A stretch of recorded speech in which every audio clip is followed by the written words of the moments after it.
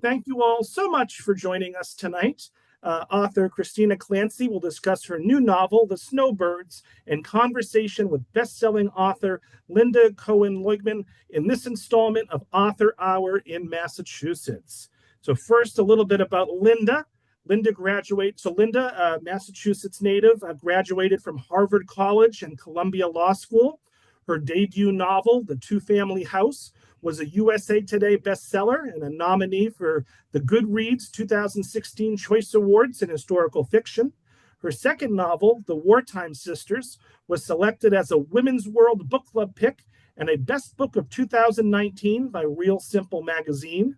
The Matchmaker's Gift, her third novel, was named a Best New Book by People magazine and a Best Book of Fall by the New York Post, Parade magazine, BuzzFeed, and Good Morning America. And fast forward to just a few months ago, in the fall, her latest book was released, The Love Elixir of Augusta Stern. Okay, very exciting. And the main event tonight, Christina Clancy is the author of The Second Home and Shoulder Season.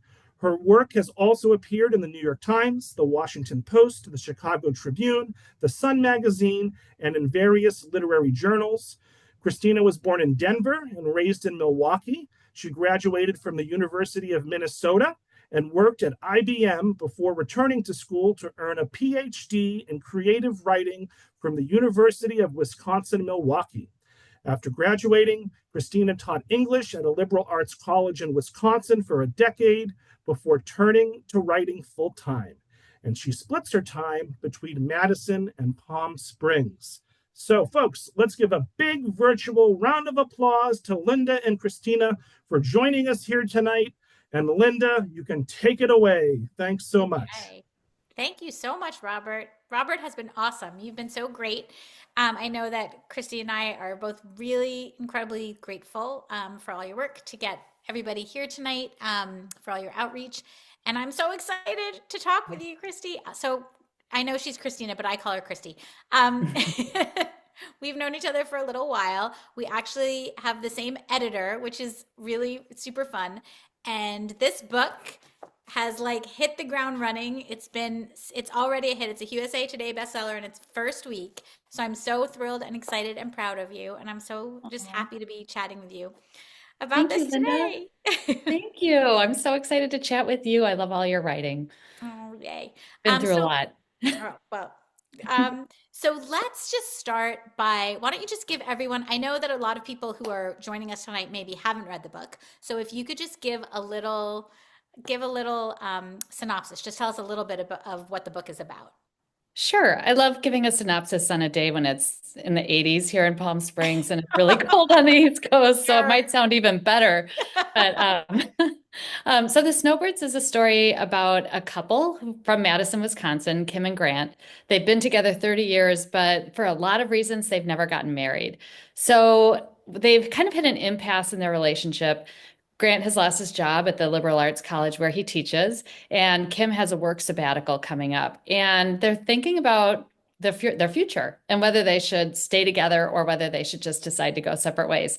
So Kim has an offer from her ex-husband Basil to stay in his quirky condo community, the La Desert in Palm Springs, and she really wants to be a snowbird for the winter.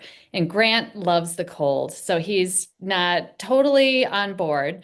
But he goes to Palm Springs, and while they're there, they are working on their relationship. They meet a number of people that give them kind of a kaleidoscopic view of who they are and what life should be. And Grant starts hiking. And one day, Grant has a history of kind of taking off when he gets upset. He goes on emotional walkabouts. And that's one of the reasons Kim's a little uncertain about him. So they get into an argument about what their future should hold. And the next day, Grant doesn't return from a hike. And a huge search is underway for Grant. And Kim isn't sure if he's actually missing or if he's left her. So that's the story in a nutshell. You did a great job with your synopsis. Thank you. Yay. Um, I love so many things about this story. I think it's incredibly written. You're a beautiful, beautiful writer. But one of the things, I mean, one of the themes, even just from listening to you give that short synopsis that really emerges in this story is just what it means to be lost and what it Mhm. means to be found. And I think one of the things that you did so beautifully in this book is to give these characters sort of this arc and this journey that they need to go on, to decide what they want their future to be. So how did this idea of someone going missing, how did that come to you? I mean, why that? It's well, I mean, we started spending a lot of time in Palm Springs during COVID. And I'd been here a number of times before, but I never really knew about hiking. And during COVID, I just, everyone was looking for things to do that were healthy and safe. So I started hitting the trails and I became completely obsessed with hiking. And while I was hiking, I would wonder because there were often no other people on the trail. So I would wonder, is this safe? Am I okay? What happens to people? How many people don't come back? So every night before I'd go to sleep, it became this like thing I did where I'd Google missing hiker story Palm Springs. And it was like my entertainment because I wondered how many people do go missing. And it was stunning to learn how many people get lost when they're on hikes. And not everybody returns. And even more hauntingly, some people are never ever found again. And then we moved into this condo complex called the Coco Cabana, and I met this couple. Well, they're not a couple, but two friends, Grant and or Gord and Roger, and they'd gone on a hike and met about 4 years earlier, and Roger didn't return. Only Gord did. Oh no. And I talked to them. Roger made it. I should make it clear that he was okay in the end, but he was missing for 3 days. And there were two things that really struck me about that experience. One is that the whole community came together to support Roger and Gord. They formed search parties. They all wore matching search and rescue shirts. They had big banquets at night to celebrate like the workers who were out there working, and to provide support to Sheila, Roger's wife, who was waiting, and also for Gord, who was just completely stressed out about whether his friend would be found. And the other thing that I thought was interesting was, as much as I wanted to know about what happened to Roger when he was out in the mountains, I was like, what's it like to wait to hear news of somebody who's missing? How do you even go to sleep at night? Yeah. What do you eat? Who do you call? How do you process all that anxiety that you must feel?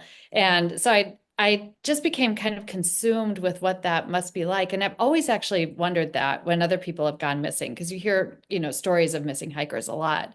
But and Julian Sands was actually missing at the same time I was writing. So that kind of heightened my concern, for the people who are waiting to hear. Right. So I think, like books usually start with a question, not an anecdote. So it wasn't so much like, oh, a guy goes missing. It's more, so what's it like when that happens? But I think you did such a wonderful job in this book because I think the danger of like that story, I want people to know. I mean, I think you can tell even from the cover, like this is not, it's not a thriller, right? It's not a Mhm. book like, it's not like a police procedural, like dun dun dun dun, like the person is missing. It's not like that at Mhm. all. It's so heartfelt and there's so much humor and it's really a story of a, I want to say a marriage, but they're not married, but it's a story of a relationship. It's a story of middle age because they're both like 55 when this happens. Um, just like one of the when you said search party, it just reminded me of a line from the book. There's a couple in the story, and maybe you got this from the people you talked to, but there's like a couple and they're doing the same thing. They're having this kind of party and they say we put the party in search party, Oh, which yeah. is like that was really funny. That was very Right. that was super clever.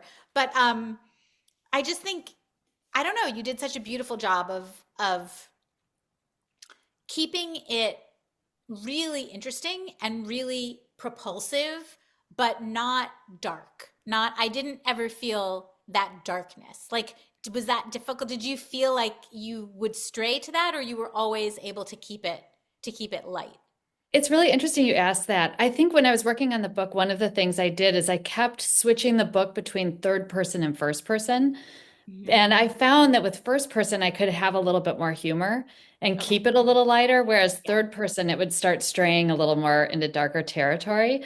So I think one of the reasons I switched to first person is because I could keep the tone a little bit lighter because there's a lot, Palm Springs, if you've ever been here, it's just a I very haven't. I wish I joyful. was, but I wish I was Oh, there it's right now. great. Yeah, it's culturally, it's just very fun, and people love to just, there a lot of people are retired. They Yeah. have time. They like to do a lot of things, and so I kind of wanted to capture the spirit of being in Palm Springs and how joyful and fun and boundary breaking it would be, especially for Kim, who's, just kind of facing middle age and she's not quite sure who or what she should be or what her future should look like. I think let's talk about that for a minute because there aren't a lot of books necessarily about middle-aged people or a Mhm. middle-aged romance. Not that this is a romance novel because it's not a romance novel, but the idea of a middle-aged relationship and what that means. And like they go to Palm Springs, but they are young. They're not really retirement age. They're like Mhm. 55.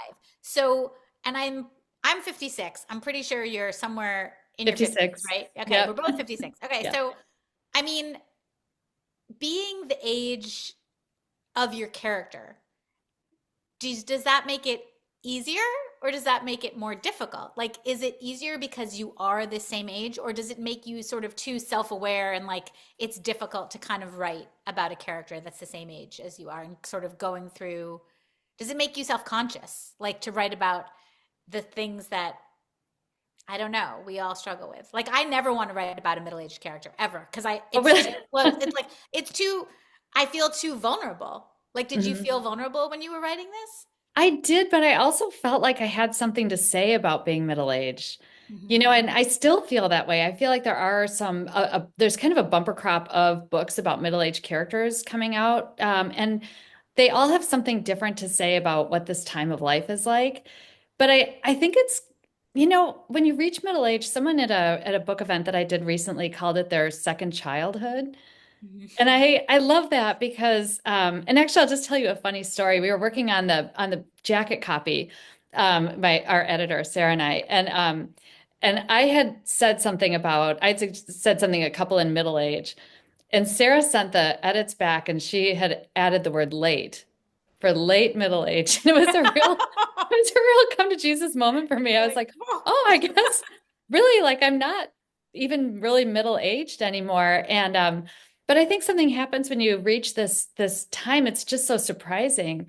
Like you feel like you walk. I think there's a line in the book where Kim says it's like walking through a turnstile, and all of a sudden you're a different age. Your kids are grown, your house is empty, and you're just whether you want change, whether you seek it out, or whether it's something you're trying to hide away from, you still are going to face a change in life. And it's kind of fun and exhilarating to be able to think about what you want your life to be like from that point forward. You don't have to change. And there's also, Kim asks like, do I have to keep striving and struggling? Like I've done all that. Can I just be middle-aged and just settle and like kind of calcify and be the person I am forever? Or is there still time for me to change? And are there opportunities for me? And I just felt like those were big questions that were looming in my own life and in my friends' lives when I was together with them. So I found it interesting to write about some characters who are just kind of deciding. And I think for me personally, I noticed myself feeling that when I'd come to Palm Springs because like the characters, it is so different than where I'm from.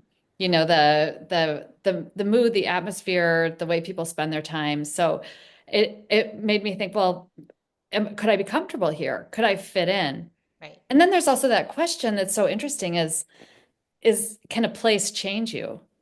Do you feel different when you're in Palm Springs? Because, like, you're half in Wisconsin now and half in Palm Springs, or maybe not half and half, but do you like, I definitely feel that sense of, I mean, I think we're both at this age where, like, a lot of people we know, like, I think COVID pushed this to Mhm. happen more quickly for people our age. Like normally it might be somebody who would be in their 60s who would be thinking about selling their house and Mhm. downsizing or getting a different place or whatever it is, but COVID sort of made it so that we can all work from anywhere. So like we don't have to stay where we are, right? So people are doing that, and there I get the sense from a lot of people that I know that they're a little giddy, like with excitement to like sell everything and start new. It's like a big adventure. And I'm sure it felt like that for you the first time you went to Palm Springs and you spent any time there, but do you feel like once you got over that and you go back and forth now pretty regularly, is there like Wisconsin Christy and Palm Springs Christy, and like how are they different? Yeah, I don't know that I'm necessarily that different, but I think it makes my life feel a little bigger, Hmm. and it also frustrates me because I have a lot of really dear friends in Wisconsin, and when I'm here, I feel like I'm not that great a friend to them because they have their stuff going on. Yeah. And so I can sometimes feel like I'm missing out on stuff. And Kim has a little bit of that FOMO Yeah. also. And when I'm here, I make friends, but I'm never here long enough to really put down really deep roots. Hmm. So, and over time, I've started incrementally doing that, but I'm still in the beginning stages of Yeah. feeling like this is totally home. So Yeah. if I'm still kind of in that feeling it out kind of search, but it's really it's fun having a foot in both places. And if anything, too, I think. I really don't like the cold. And yesterday I caught a flight from Chicago to Palm Springs and it was -4 and then it was 80 when I got here. So Yeah. it was a pretty dramatic shift. It's pretty Um, nice. but it's made me appreciate winter too. Oddly enough, it's given me an appreciation when I'm home on a cold day. I just love, I appreciate the cold. I embrace it more because I know I have an escape hatch. Well, even though you don't, it sounds like you don't have like a set community necessarily yet in Palm Springs. You create this beautiful community in the book, in the story, Mhm. because Kim and Grant go and stay at this condo that's it almost feels it reminds me like a little bit of in Three's Company, like the like the ropers, like popping up. But it's apartments, or like Melrose Place kind of, from that Mhm. TV show. So it's apartments, they're all around a pool, which is like the crown jewel of the area, and there are all these different characters, and a lot of them are really interesting. I think the character at the desert that fascinated me the most, that I really want to talk to you about, is Cassie, because Mhm. Cassie is, I mean, I want to talk to you about the research that you did to create this character. She's sort of like, she's an Instagram influencer, but a shaman, but she's so wise and she's stunningly gorgeous. But that doesn't really matter. Like, it matters a little bit in the beginning, but it's really, she's sort of this voice of truth and wisdom. She's like the voice of like God or something in the story. And she Mhm. says everything that she says, you, as a reader, you pay attention to, because there's like foreshadowing and all kinds of little nuggets and things in everything that she says. But her whole like sound bath thing and the way she talks about people's spirits and all these things, like Mhm. that's just to me so different from you, because I know you, I don't, we don't get to spend that much time together, but I've met you, and we've been in person on several occasions. How did you develop her, and what did you like, did you go to a sound bath, like did you meet shamans, how did you bring her to life, because she's just a fascinating, fun character. Well, part of being in Palm Springs is you do meet people who are a lot more into alternative ways of thinking and alternative spirituality. And when it's a full moon, they have yoga classes where you listen to a sound bath outside, and there's a Right. lot of that. So in some ways, I knew it would kind of make my characters feel a little bit of discomfort, but also I wanted to honor how sincerely Cassie takes her spirituality. Yeah. She really believes in it, and I respect that so much. And I already had written the character of Cassie, and then I met this woman. Her name is Liz Cortez. She lives here in the desert, and she's a shaman. And I took her out for coffee, and I wanted to interview her and find out about everything about being a shaman, because she's not exactly who you'd expect. If you looked up shaman in the dictionary, it wouldn't look like Cassie, or it wouldn't look like Liz.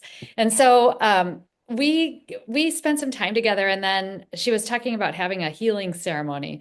And I was like, well, what's that like? And she said, Christy, come on over and I'll just show you what it's like. I'll do a healing ceremony on you. And I have to admit, I was really skeptical. I was like, I'm gonna get nothing out of this. I'm really busy. I'm on deadline. I've got to get this book done, and I'm gonna lie on a table and have a healing ceremony. So I went. Right. She started waving feathers over me and calling out the different forces and spirits in the different cardinal directions. And then it was interesting because she went to my right foot and she put her hand on it. And as soon as she did, I imagined myself in a block of boulders, like as if I was stuck in boulders looking up, trying to get out. And then she did the rest, and I thought nothing came of it. And at the end of the ceremony, I said, what did anything come to you? And she said, when I put my hand on your right foot, I saw rocks. And it was just so crazy, and I Yeah. was like, there's something to what Yeah. she has to say, and but she was just so wonderfully forthcoming and helpful, and she's not Cassie. Like Cassie, I Right. imagine, is a different character than Liz, but it's just so great when you're working on a book and you meet someone who can help inform your character in a way that like a Google search would never. Well, and give this authenticity because that's Right. how I felt when I read Cassie's character. I just felt Mhm. like, again, I'm like you. Like if someone said, "Let me do a healing ceremony on you," I would be like, I don't really Yeah. believe in that stuff, right? Hmm. And I feel like I'm a pretty spiritual person. Like I do, but I something about that I would probably shy away from. And so I think if I were reading a book about that, and the book is not just about, she's one character in this book, Hmm. but I loved Cassie so much. Like there's something, she feels very authentic and Hmm. she feels very, she's a great sort of device in the story. Just what you worked through her, the way you brought certain things about the characters to light. It's almost like the inner monologue sometimes, or the inner, I don't know, something about the characters. I just thought it worked really well the way that you did that. Yeah, I also thought she was kind of fun because, if there's a couple that's having a problem, they could see a priest, they could see a rabbi, they could see a Therapist, whatever. therapist, a sex Yep. therapist. Yep. But I just thought it was kind of fun to have somebody else actually see them and Mhm. reflect on their relationship and challenge them to see Yep. themselves differently. So Cassie was really instrumental for helping to do that. Yeah. I thought, I mean, I also love just the transformations that take place in this story because this book is it's a lot about transforming. It's a lot Mhm. about sort of becoming a different version of yourself, maybe depending on where you are. There's that idea like if your choices had all been different in life, who would you be? Would you be a different person? If you lived in a Mhm. different place, would you be a different person? And Grant has this tremendous transformation because he becomes so fit.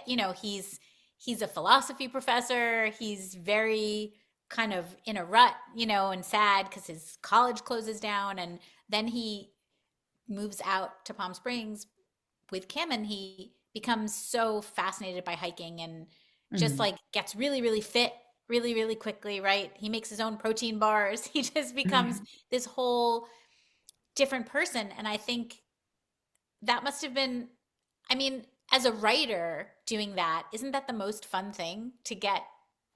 It gives you sort of a built in way to make your character grow. Yeah, I love that. He needed to get out of his head and into the world, Yeah. and so it was great to get Grant physically moving in time and space and and to become more embodied so that Right. he could actually be in the same world that Kim exists in. Because I know a lot of people from academia, and sometimes they are just so caught up in their own minds that they miss a lot of what's happening around them. So that was really fun working on Grant's character. And I didn't know when I started out, I didn't know what would happen to Grant. I didn't know what his journey would be or his personal arc.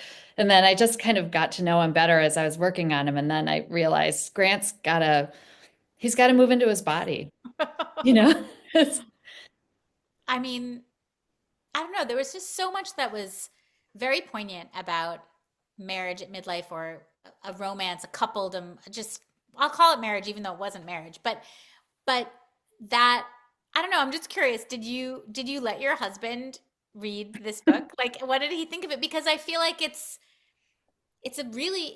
feels so it just feels like a very important kind of a story for couples to read. Like I feel like it would be a great, I don't know, like anybody, any of the librarians watching should like have a couples book club for this book because I feel like it would be such a great thing to do to have couples read it together because it's so much about how stubborn we can be and set in our ways and over a 30-year, I'm going to be married for 30 years in June, like how much we can hold on too tightly to what we think we want and listening to each other can fall by the wayside and all these things. But like, I'm just curious about your husband's reaction to it. If he read it, if you let him read it, just how he felt about it. Cause I feel like it'd be just such a great book to open up conversations with couples.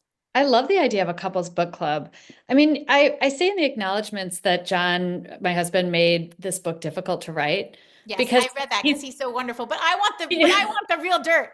it's, That's in the acknowledgments for everyone to read, Christy. I want the dirt. oh, is he watching?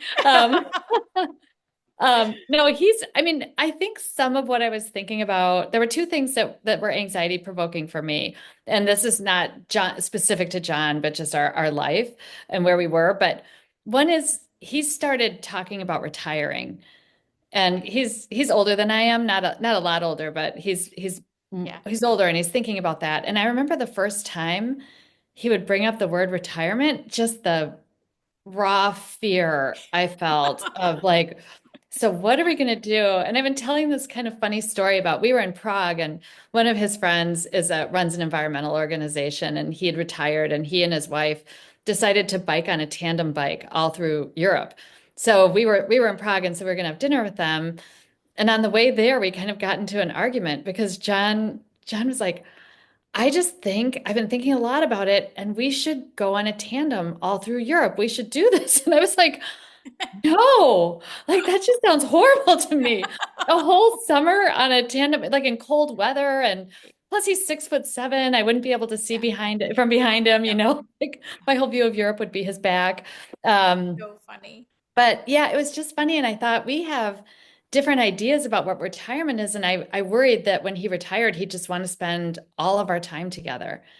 And I think a lot of my friends have that same fear, Oh, I just had a conversation at lunchtime today talking to a friend about it. The same thought. Like Yeah, she was like, I don't know, there's forced retirement at his firm at 62. That's only in 5 years. What are we gonna do? She's I like know. counting down the years. Because you get busy in your life. You're raising Yeah. your kids, you have your Yeah. jobs, they go off, you go off. And then like the Well, you're idea, used to, and this is another thing I want to talk about. You're used to your independence, right? Mhm, Because you're both busy with your own things. Whether you're a woman who works or you're a woman mhm, who works in the home, whether you work outside or inside the home, whatever it is, whether the man is working inside or outside the home, a lot of people are working all inside the home all the time now virtually. But like, I think independence is really important, especially I think to women from our generation.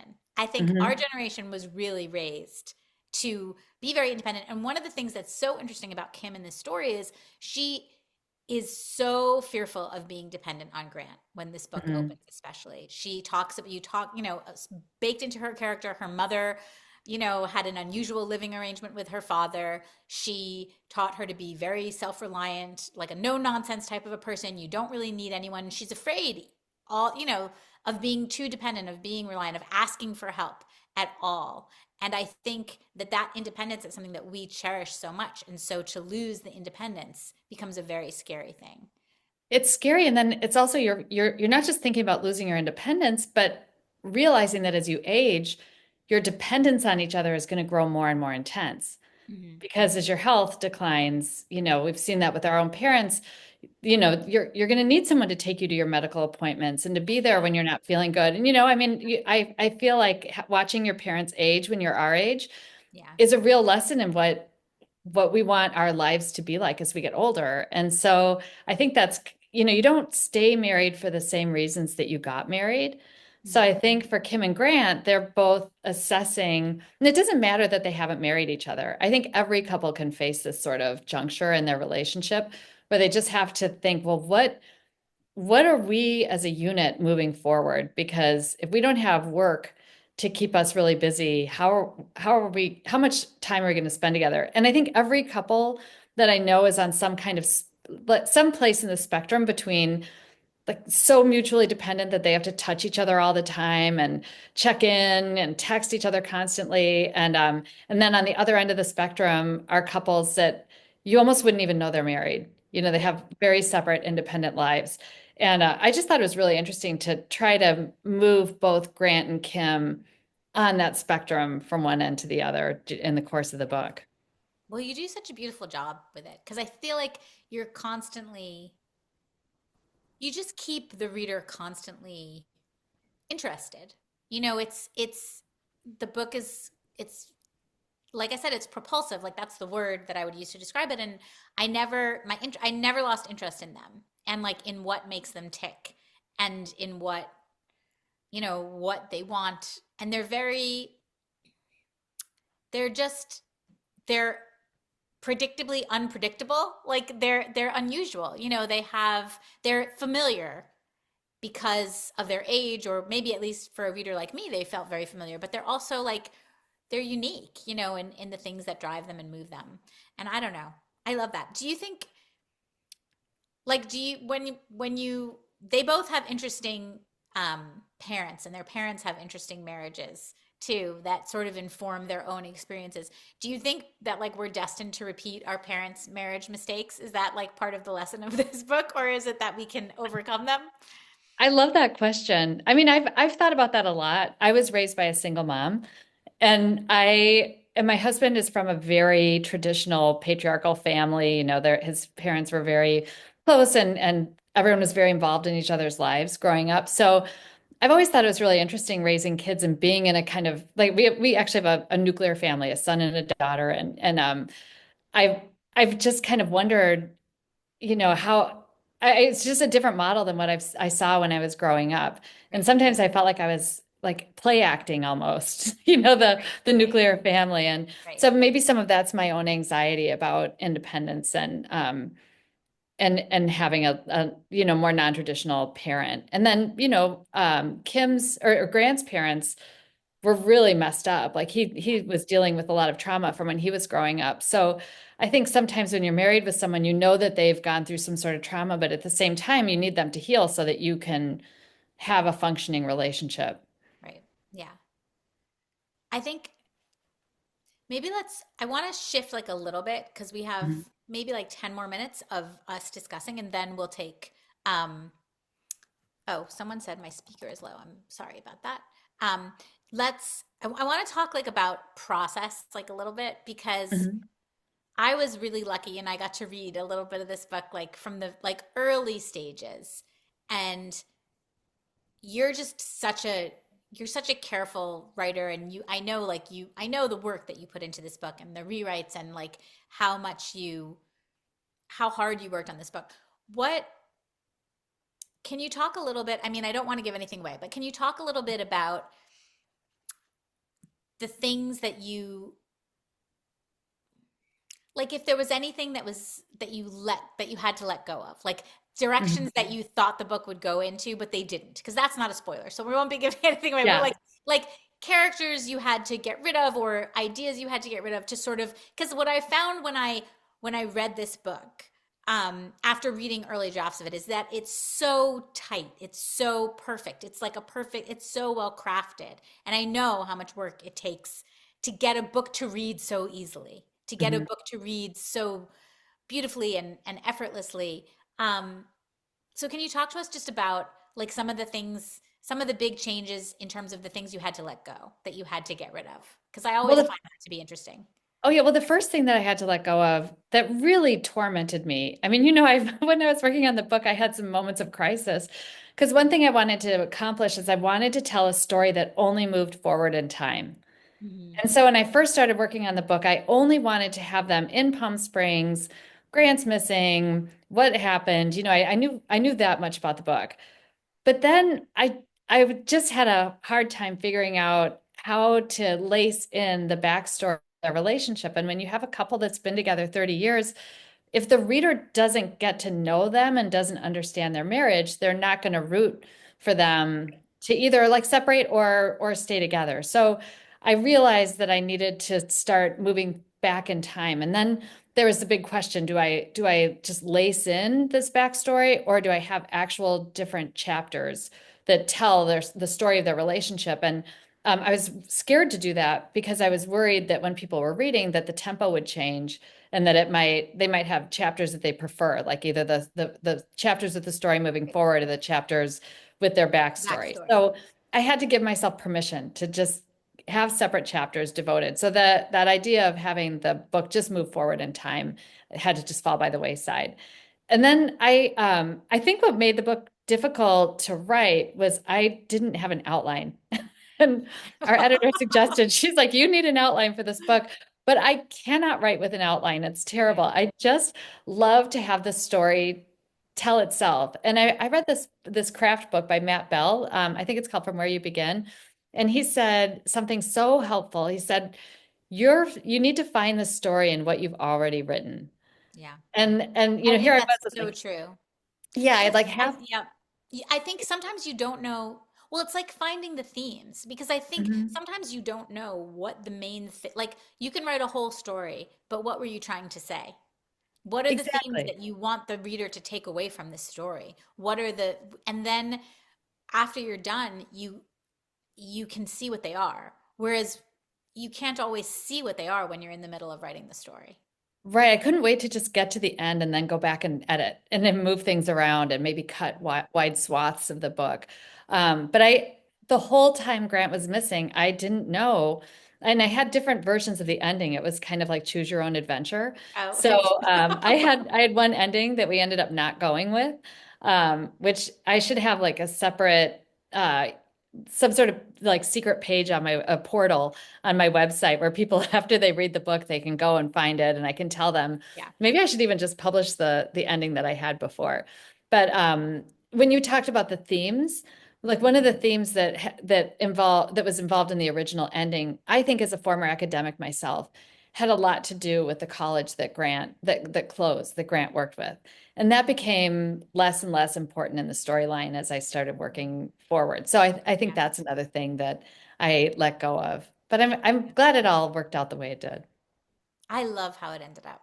I mean, Oh, and I just felt like all of like just the themes, because in the beginning, I know like you had this idea he was going to be, a hiker who was lost, but the way that you incorporated just that metaphor, of being lost, of being found, of what that means. It came through so beautifully in the book. And I feel like there were so many nuggets of wisdom that you incorporated in. And I don't know, I just thought that it was brilliant the way that you did it. well, and I have to just, since we have a platform here and an audience, I have to acknowledge you Oh, because don't acknowledge you me. really Let's saved this talk book. about your I book. was, no, I was about halfway through and I was really uncertain how the middle part of a book, I think Rebecca Mackay said that page 72 is always the worst page for a writer because you're having so much fun with your ideas and then you get to page 72 and you're like, well, now what? But I hit that point and I remember I was texting with you about it.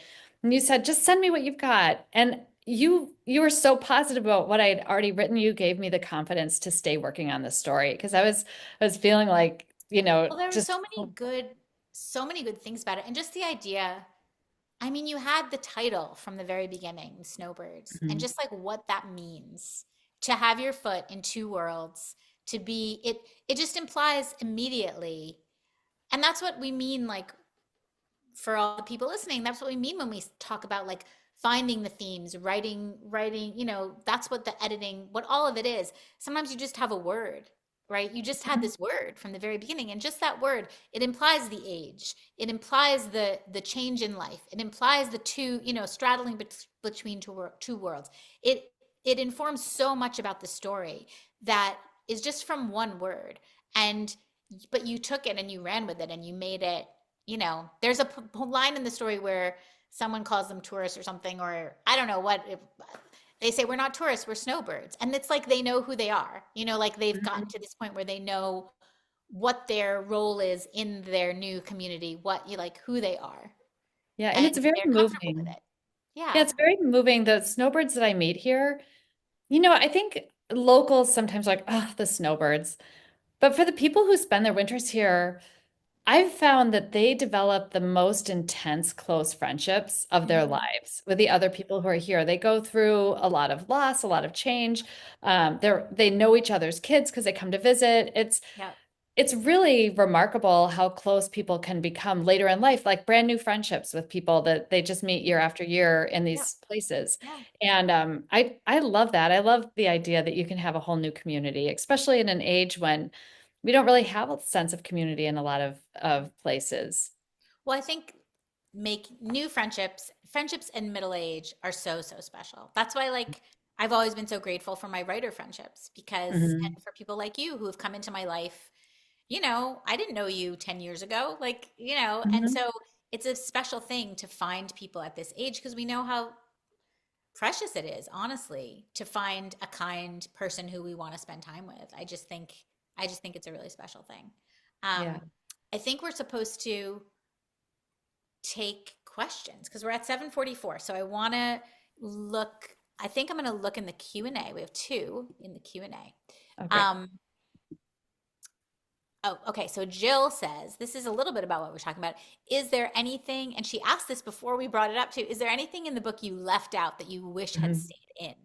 Like, was there something that you cut that you like regret cutting or Well, something that like, it's something I cut that I am sad is not there, but I also feel like it's probably good for the reader that it's not there because when you were talking about keeping the mood of the book, I had a lot of reflection on aging that sometimes I thought got a little redundant or circular, but yet I felt like I said I have a lot to say about being this age. So I had whole sections about what it's like talking to your friends about their parents' caregiving, and how you're thinking about pill schedules and yeah, the aides who come and work. And I think, our editor rightly said, we get it. Like we know that there's a lot of issues to deal with it at this in middle age.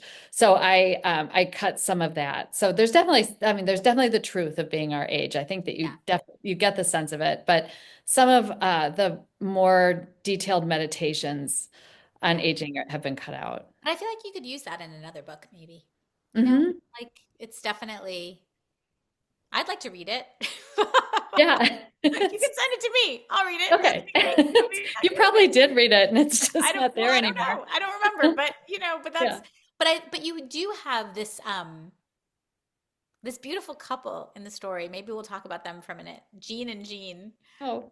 this older married couple in the book who are part of the community at the little, apartment complex where Kim and Grant live. And they are just like I feel like they're in there. I don't know what, like, you can tell me, but like, I feel like as a reader, for me, they just represented like sort of this, like the pinnacle of marriage. Like, they've been married Mhm. for all these years and they truly love each other and they truly take care of each other.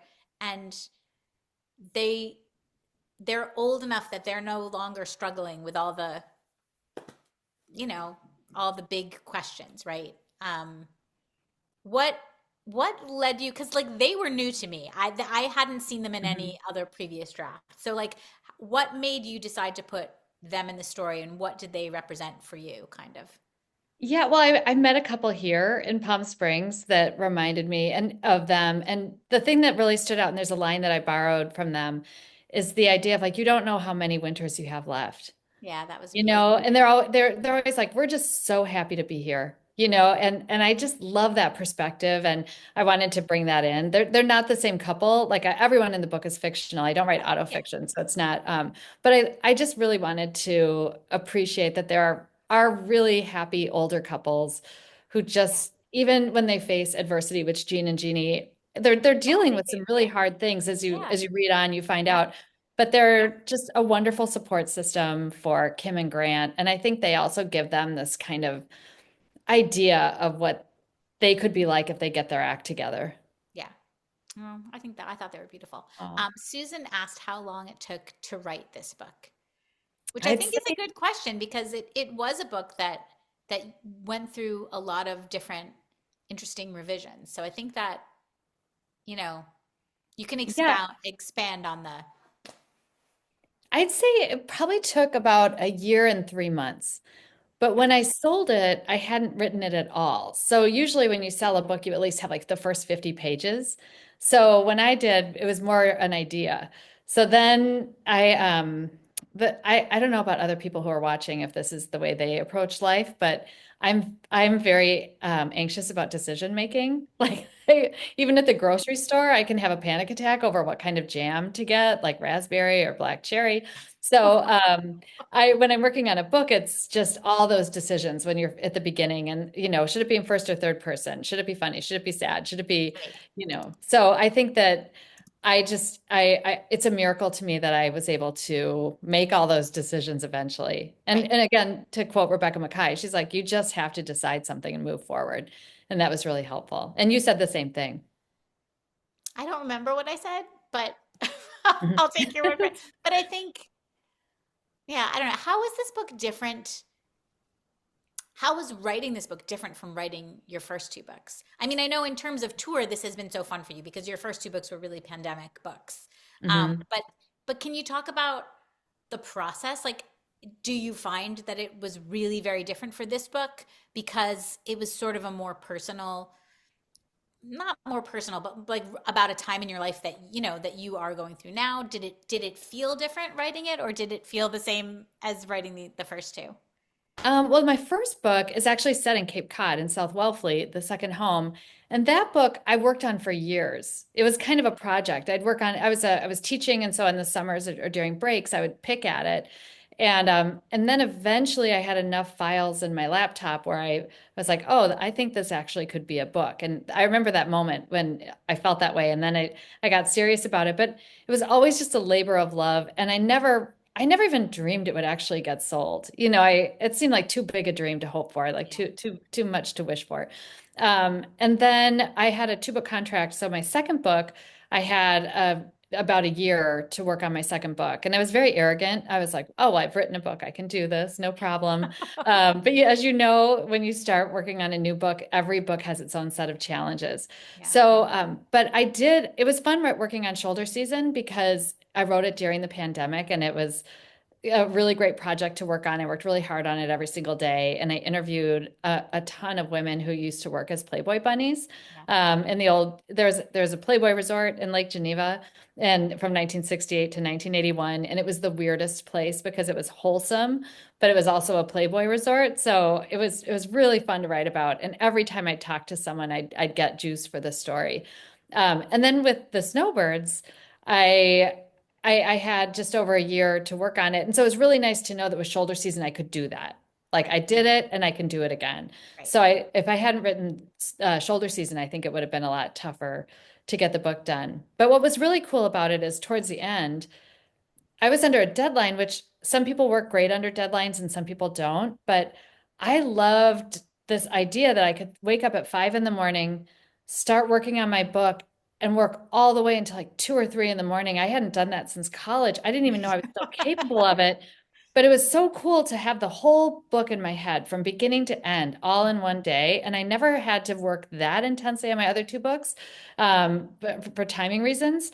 Right. And it felt like a really cool artistic challenge. And I think it's something that I can carry with me into the next books that I write is just that knowledge that like you can just hunker down. I think it's easier to work really long hours like that when you're editing than when you're creating When you're new first creating. content. Yeah. Yeah. Yeah. But I love that idea. I feel like there's a point for me also when I write a book where you have to be able to hold the whole thing in your head.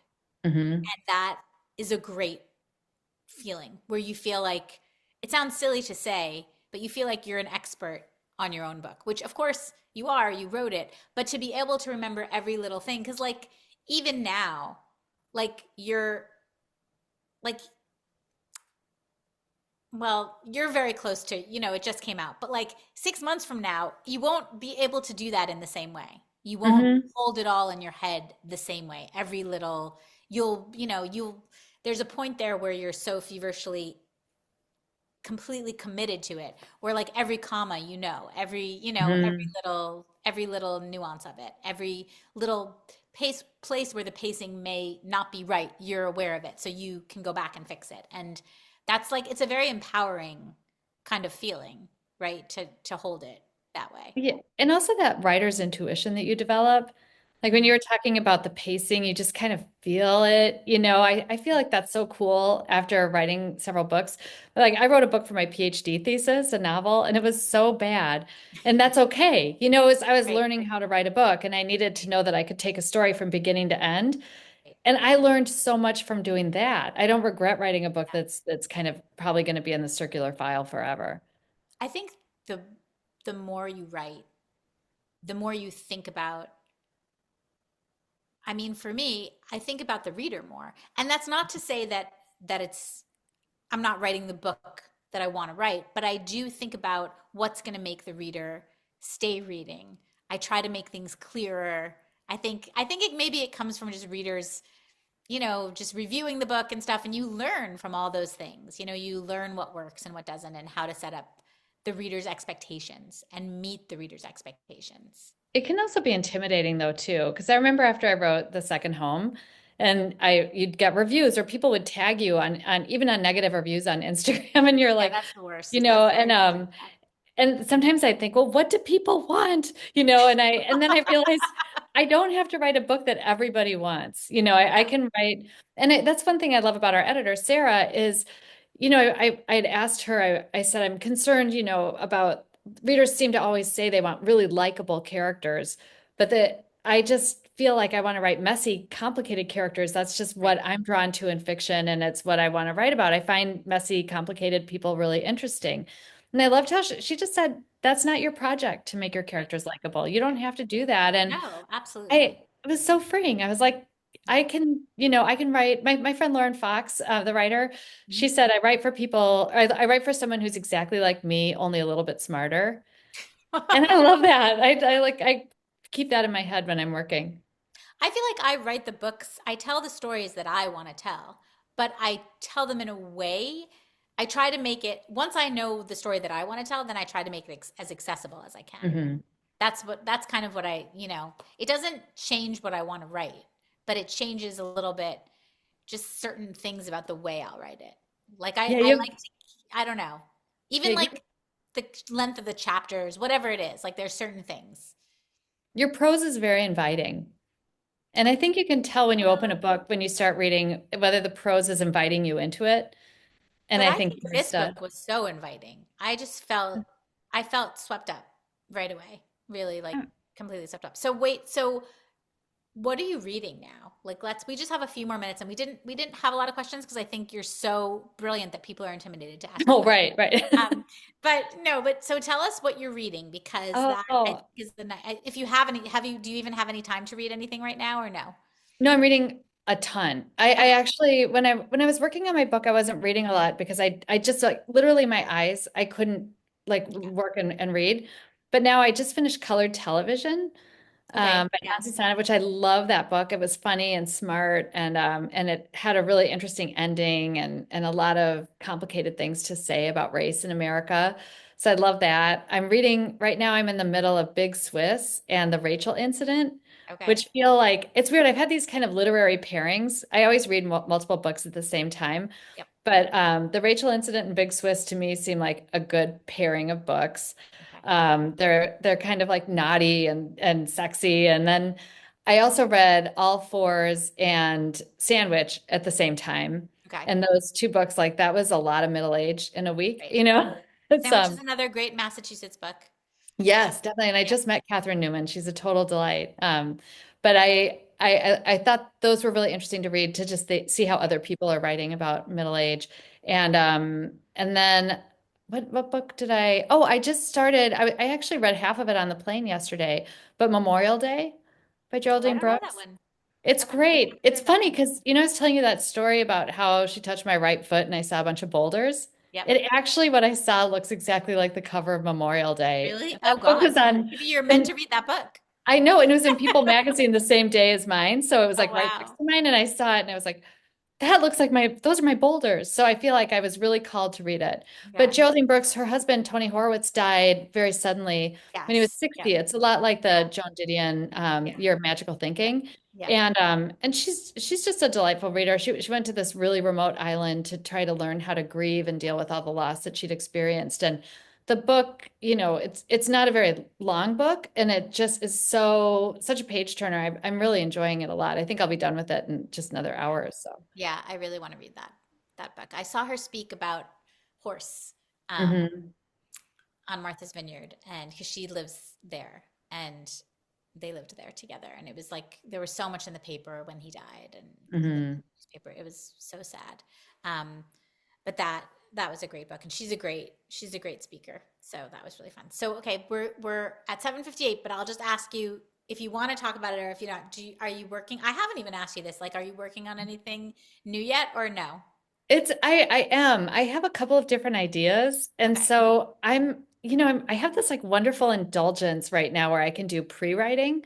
So Okay. I'll just like start imagining a character and just open up a new file and just write to my heart's content and just see, I'm kind of seeing what catches fire. Okay. And so Great. but I'm not that far into it, but I really when Ruthie Thorpe was visiting, she wrote Margot's Got Money Trouble, which I just love that book. We were chatting about pre-writing and she was talking about the value of pre-writing and just messing around, and who cares if it ends up in your manuscript? Just goof Yeah. around and do it. And I took that to heart. So I've been just kind of messing around, and hopefully I mean I've done so much pre-writing I probably have another book, but none of it full, sadly. That's awesome, though. Oh, it Yeah, was it's so much fun. fun to talk to you. Oh, I Thank love you so this. much. Yeah, it was so much Oh, fun. We have to see each other soon. And I know, like, we don't see the faces of all the people, so I feel like I'm just like talking to you. And so it was hard. I had to avoid asking anything too personal because I feel like we're just here alone together. Um, anyway, thank you so much. oh gosh, thank you. I loved Robert's it. here. Thank you, Hey, Robert. Robert, thank you. Folks, let's give Christina and Lynda a big round of applause for a wonderful conversation. I really enjoyed this one. So, folks, look for an email from me later tonight with a link to this recording, as well as information about some other upcoming virtual authors that might be of interest. Tomorrow night, a matter of fact, we have two heavy hitters. We have Joseph Finder and Lisa Gardner will both be here tomorrow night, but they have some big shoes to fill. And then in addition, when you exit the Zoom, please take 60 seconds to fill out the feedback survey. Your feedback is greatly appreciated.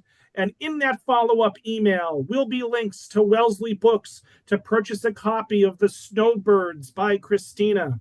And I'm going to mess up this title, The Love Elixir of Augusta Stern by Lynda. So look for those links in the email as well. Lynda, Christina, any last words before we wrap it up? Just librarians are the best. I'm a library brat. I grew up in libraries, and I'm just so appreciative of being part of this. It's a true honor.